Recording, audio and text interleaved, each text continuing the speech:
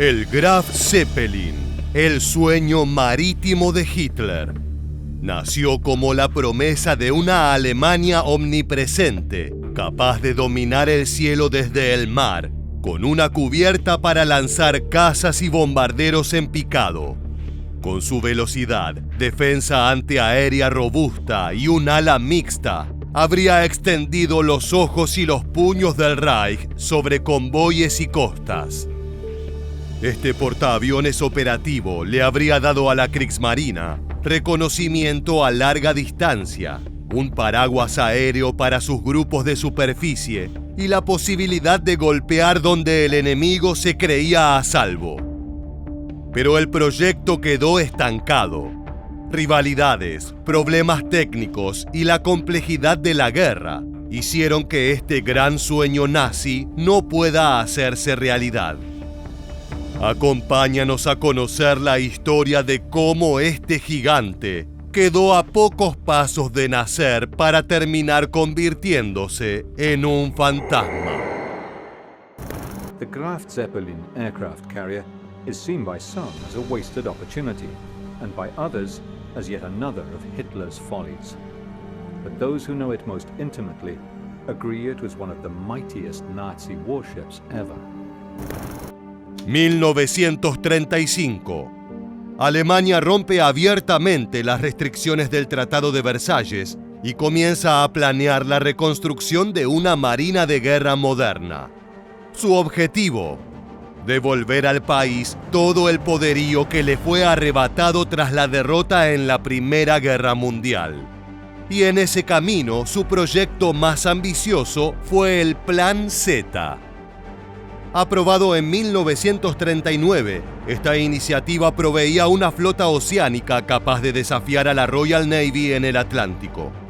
Entre acorazados, cruceros de batalla y decenas de submarinos, figuraba un sueño que hasta entonces parecía ajeno al espíritu germano: enormes portaaviones. La idea era clara. Si Estados Unidos, Japón y Gran Bretaña habían comprendido que el futuro del mar pasaba por los aviones navales, Alemania no podía quedarse atrás.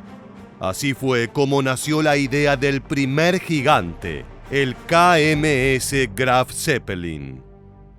Aquel sería el buque principal en el proceso de rearme de la Marina alemana, encabezado por el comandante en jefe de la Kriegsmarine, Erich Raeder.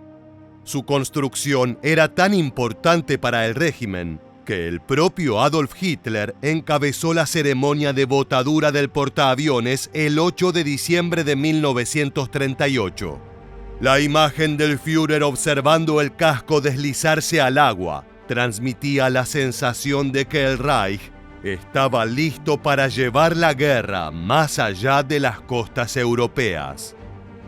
Der deutsche Flugzeugträger soll auf Befehl des Führers Graf Zeppelin heißen. Fahre stets glücklich, stolze Schiff. La llegada del Graf Zeppelin fue tan impactante que un segundo portaaviones conocido extraoficialmente como Peter Strasser, en honor al comandante caído en la Primera Guerra Mundial, comenzó a construirse poco después. Alemania planeaba una escuadra de cubiertas que, en combinación con acorazados como el Bismarck o el Tirpitz, amenazara el tráfico británico y proyectara poder en el Atlántico.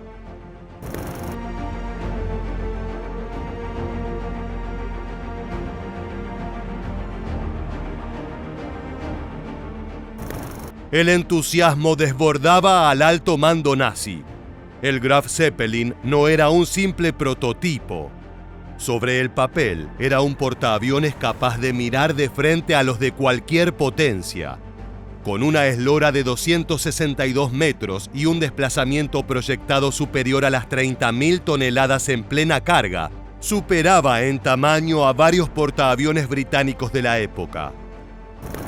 It was the only object that was around 2.5 times the size of a football field.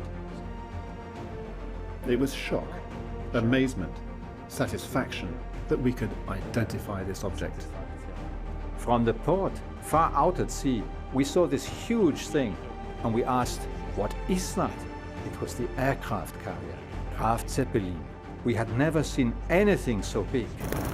Como si fuera poco, sus motores podrían impulsarlo a una velocidad de 65 kilómetros por hora, lo que le otorgaba una movilidad sorprendente para una nave de su tamaño. En cuanto a su ala aérea, estaba pensada como una combinación versátil. Cazas Bf-109T, una versión naval del famoso Messerschmitt. Bombarderos en picado Ju-87 Stuka adaptados para cubierta y el avión torpedero Fi-167. La idea era disponer de reconocimiento a larga distancia, ataque en picado devastador y la capacidad de lanzar torpedos contra buques enemigos. Al estar terminado, el Graf Zeppelin podría ser desplegado con 40 o hasta 50 aparatos a bordo, un número suficiente para acompañar operaciones de superficie y hostigar convoyes en el Atlántico.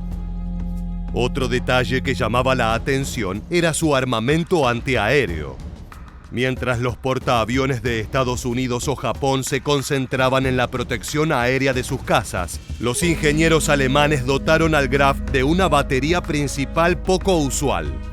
16 cañones de 150 milímetros en torretas dobles, pensados para enfrentar destructores o incluso cruceros ligeros. A eso se sumaba un arsenal de cañones antiaéreos de 105, 37 y 20 milímetros, diseñados para resistir ataques aéreos masivos. Over the munitions and mount all the anti-aircraft artillery machinery and put everything in order. Then we were told that the ship would be towed to Kiel for further construction, and we had to take over the anti-aircraft artillery defense in the case that there would have been an attack on the aircraft carrier. La combinación resultaba poderosa, pero también revelaba la ambigüedad en la doctrina nazi. Debía ser el Graf Zeppelin un portaaviones puro, enfocado en proyectar aviación, o un híbrido con capacidad de enfrentamiento naval clásico. Esa indecisión reflejaba la falta de tradición alemana en el uso de cubiertas. Mientras los japoneses entrenaban a sus pilotos en técnicas de despegue y aterrizaje nocturno, y los británicos acumulaban experiencia en operaciones aeronavales desde los años 20, la Kriegsmarine carecía de doctrina consolidada. Se estaban construyendo simuladores de cubierta en tierra para entrenar pilotos, pero todo avanzaba a un ritmo lento. El resultado fue un barco que parecía formidable sobre planos. Rápido, fuertemente armado, con un ala aérea versátil y blindaje robusto. Pero en el corazón del proyecto persistía una contradicción. El portaaviones era un gigante sin tradición ni aviones verdaderamente adecuados. Un coloso que brillaba en el papel, pero que carecía de cimientos sólidos para operar en el mar real.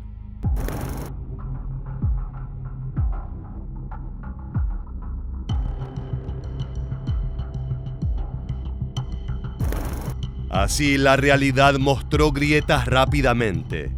La Kriegsmarine carecía de experiencia en aviación. Sus recursos eran limitados y estaban atados a una economía de guerra que aún no se había volcado por completo a la producción masiva. Además, el tiempo jugaba en contra, mientras los británicos ya disponían de portaaviones operativos y los japoneses perfeccionaban técnicas de ataque coordinado. Alemania apenas estaba diseñando su primer avión naval. De esa forma, el entusiasmo inicial del Plan Z, que en el papel parecía dotar al Reich de una marina de primera categoría, pronto quedó erosionado por el calendario y por la política interna. Es que regresando al día en que el Graf Zeppelin fue votado, aquella ceremonia contó en total con 3 figuras principales que marcarían el destino del proyecto. Adolf Hitler, absolute leader of Germany. Grand Admiral Erich Raeder, a veteran of World War I who was determined never to allow another naval blockade. And Reichsmarschall Hermann Göring, deputy leader of the Nazi Party and commander of the Air Force, who was determined never to allow the Navy to have aircraft. Göring, celoso del control aéreo, se resistía a entregar sus cazas modernos. Y Hitler, pragmático ante el inicio de la guerra en 1939, entendió que el tiempo para construir esa flota oceánica jamás estaría de su lado. Lo que se había celebrado como el inicio de una nueva era para la Kriegsmarine pronto se transformó en una promesa incompleta. Así, la mayor amenaza para el Graf Zeppelin no vino de la Royal Navy ni de los bombardeos aliados, sino de la propia Alemania. Desde el inicio, la construcción del portaaviones quedó atrapada en la rivalidad entre la Luftwaffe y la Kriegsmarine. Hermann Göring, obsesionado con mantener el monopolio del aire, no adaptó los Bf-109T según los requerimientos de la Armada, sino que ofreció versiones modificadas, con alas recortadas y limitaciones técnicas que no se comparaban con la flexibilidad de los cazas navales británicos o japoneses. La burocracia y los egos también frenaron el avance. Mientras los ingenieros de la Kriegsmarine pedían mejoras en las catapultas de lanzamiento y equipos de cubierta, Göring retrasaba decisiones clave y proponía alternativas que ya estaban obsoletas frente al estándar aliado. La consecuencia fue un proyecto que avanzaba en cámara lenta, sin una aviación embarcada madura ni doctrina de empleo clara. La guerra tampoco ayudó. En abril de 1940, las catapultas del Graf Zeppelin fueron desmontadas tras demostrar fallas en las pruebas, y el casco se trasladó a Gdynia para protegerlo de ataques aéreos. Cuando la campaña en Noruega reveló el poder de la aviación embarcada británica, el portaaviones alemán aún estaba lejos de ser operativo. Y como si eso no bastara, en 1942, con la guerra en el este absorbiendo recursos y la batalla del Atlántico recrudecida, la balanza estratégica se inclinó. After the German invasion of the Soviet Union in 1941, naval armaments, although initially prioritized, are simply never going to have the same amount of material being devoted to them as the army, because it is fighting on the Eastern Front. Así, el alto mando nazi decidió desarmar parcialmente al Graf Zeppelin. Sus cañones y sistemas fueron canibalizados para reforzar defensas costeras y adaptaciones de emergencia en otras naves. Para 1943, la decisión final cayó como un mazazo. Oficialmente, el proyecto quedó cancelado. La Kriegsmarine apostó todo por los U-Boote, esos lobos grises que acechaban en silencio bajo las aguas. A los ojos de Hitler y de sus almirantes, eran más baratos, más rápidos de producir y más útiles en la guerra contra los convoyes británicos. El Graf Zeppelin, que había representado la ambición de una Alemania con alas sobre el mar, quedó reducido a un casco estacionado, sin destino ni función. Lo que había comenzado como un símbolo de modernidad terminó convertido en un estorbo estratégico, víctima de luchas internas, decisiones tardías y una economía de guerra incapaz de sostener todos los sueños del Reich. De esa manera, el destino del Graf Zeppelin fue tan silencioso como frustrante. Nunca disparó un tiro en combate ni lanzó un solo avión desde su cubierta.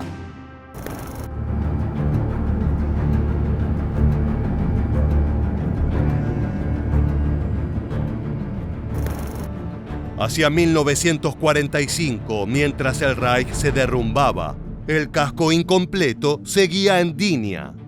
Ante el avance del Ejército Rojo, los alemanes lo hundieron deliberadamente para evitar que cayera intacto en manos de Stalin.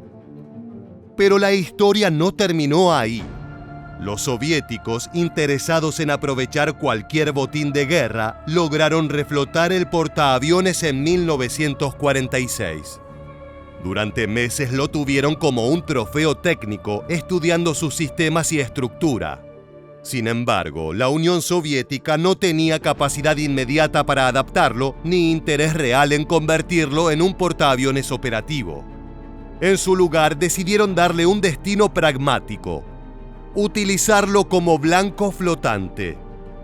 En 1947, frente a la costa de Polonia, el Graf Zeppelin fue sometido a pruebas de bombardeo y torpedeo soviético, hasta que finalmente se hundió para siempre en el fondo del Báltico. El gigante que había nacido para dominar los mares acabó reducido a chatarra hundida, un esqueleto metálico sin gloria. Décadas más tarde, en 2006, un hallazgo en aguas profundas devolvió el mito a la superficie. Una expedición polaca identificó el casco del Graf Zeppelin a más de 80 metros de profundidad.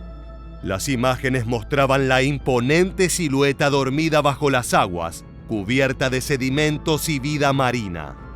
Era el recordatorio silencioso de lo que pudo haber sido y nunca fue. El Graf Zeppelin se convirtió en un fantasma histórico, un símbolo de los límites de la ambición alemana. Fue la prueba de que la ingeniería y la voluntad política no bastaban si no existía doctrina, experiencia y tiempo.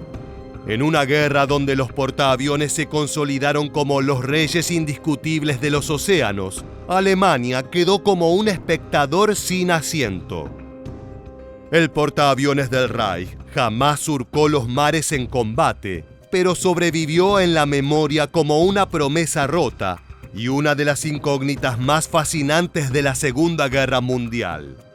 ¿Qué hubiese sucedido si Hitler contaba con su enorme buque y una poderosa ala embarcada?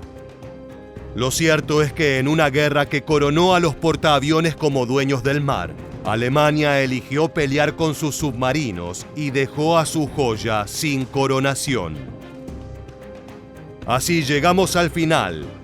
Si te gustó este video, te esperamos en nuestra próxima entrega para seguir descubriendo la historia militar.